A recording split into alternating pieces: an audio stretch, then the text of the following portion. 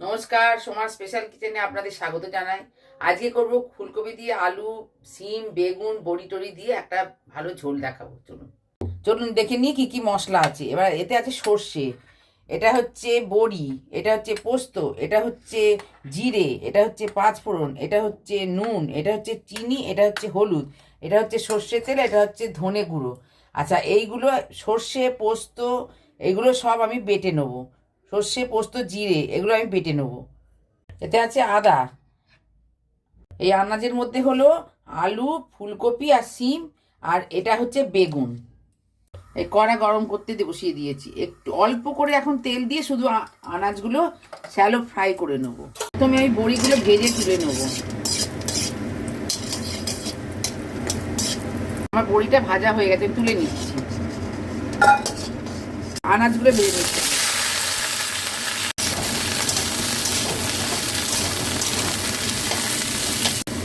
আমার আনাজগুলো ভাজা হয়ে গেছে, আমি এবার ঢেলে নিচ্ছি।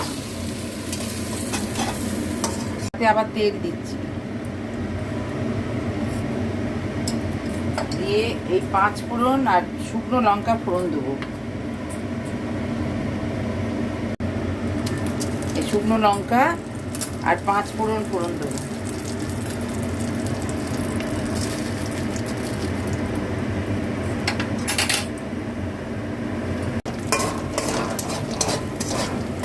এবার এতে আদা আর জিরেটা পেস্ট করা আছে, আর হলুদ দিয়ে দিলাম।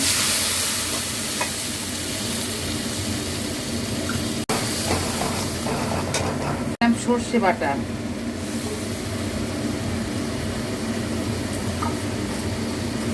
দিলাম চিনি, এটা দিলাম ধনে গুঁড়ো।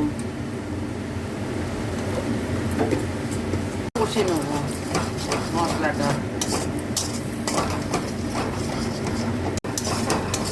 এবার আমার এই মশলাটা কষা হয়ে গেছে, আমি এবার দেবো এই আনাজ ভাজাগুলো, বড়ি টড়ি সব একসঙ্গে দিয়ে দেবো। দিয়ে নেড়ে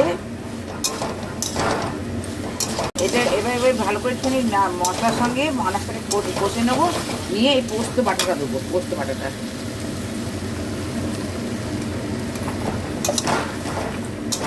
এবার আমি এটা ঢাকা দিয়ে দিলাম। এবার আমার এটা হয়ে গেছে, আমি ঢাকাটা খুলে এবার ঢেলে নেব। হয়ে গেছে। এতে একটু গোলমরিচ ছড়িয়ে দিলাম আর একটু ঘি দিয়ে নামিয়ে নেব। ব্যাস, আজকের মতন এই পর্যন্ত। আপনারা লাইক সাবস্ক্রাইব করবেন। নমস্কার।